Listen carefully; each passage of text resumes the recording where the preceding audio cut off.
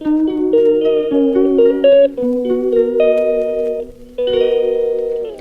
हो रही है मंगलसूत्र की रस्म। मंगलसूत्र पहनाया जा रहा है, जो बहुत ही ज़्यादा महत्वपूर्ण होता है मंगलसूत्र औरत के लिए। और फिर इसके बाद करीब करीब शादी की रस्में ख़त्म ही हो गई हैं। अब सिर्फ बचा है बुआ का मांग भरना, वो भी बहुत ज़्यादा ज़रूरी होता है। अब बुआ आई हैं मांग भरने के लिए, तो यहाँ से ससुराल पक्ष से साड़ियाँ आती हैं, जितनी बुआ होती हैं उतनी साड़ियाँ आती हैं।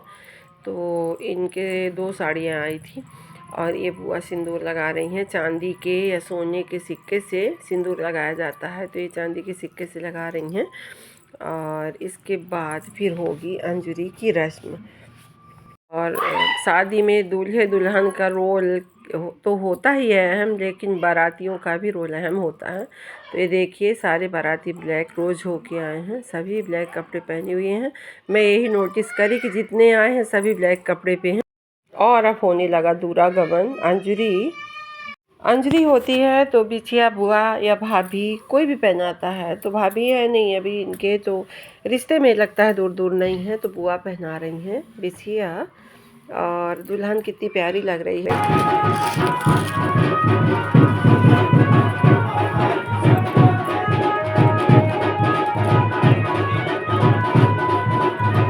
अभी बज रहे हैं सुबह के 8:30। उधर शादी की सारी रस्में हो गई हैं पूरी। और ये संगीता हमारी ननंद ही हैं, बोली चलो भाभी नाश्ता करके आते हैं।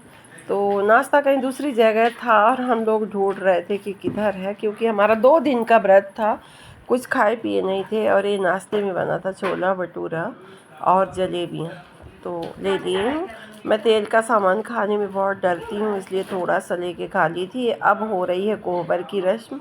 कोहबर में बाती मिलाई जाती है, तो ये हो रहा है कोहबर। इसे सोने के सलाई से दोनों बत्तियों को एक कर दिया जाता है।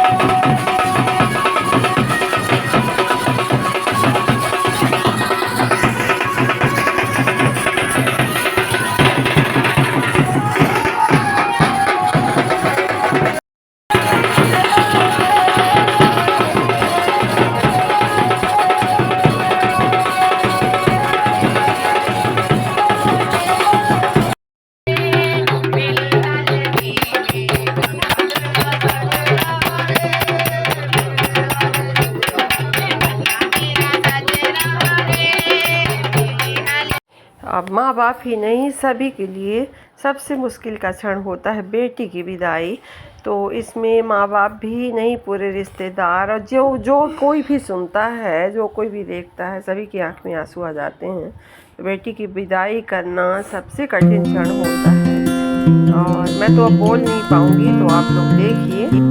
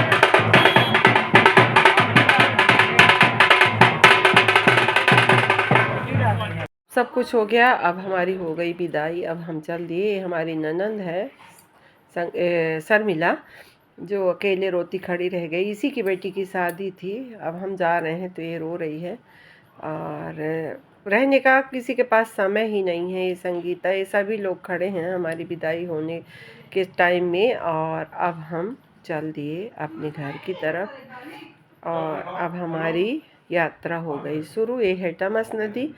तो टमस नदी को पार करते हुए अब हम अपने घर को पहुंच रहे हैं। और अभी बज रहे हैं 3:30, और हम लोग बरही में रुक के डोसा खाए और चाय पिए। छोटे बच्चे थे, बहुत भूखे थे। तो इसके बाद अब हम चल दिए और हम पहुंच गए घर। तो बज रहे हैं 5। और देखिए अमरूद के जो फले हैं हमारे यहाँ पेड़ में, तो सारे बंदर आके और निपटा गए। आज मैं भी नहीं थी, ये भी नहीं थे, तो बंदर सारे खा के भाग गए। और ये 2-3 बचे थे तो इन्होंने तोड़ लिया, और मैं तुरंत खाने लगी क्योंकि मेरे को साहस नहीं होता ये सारी चीज़ें देख के, बेर, अमरूद, कैथा वगैरह। तो ये देखिए सीपी अपनी दादी से बहुत खुश है। 20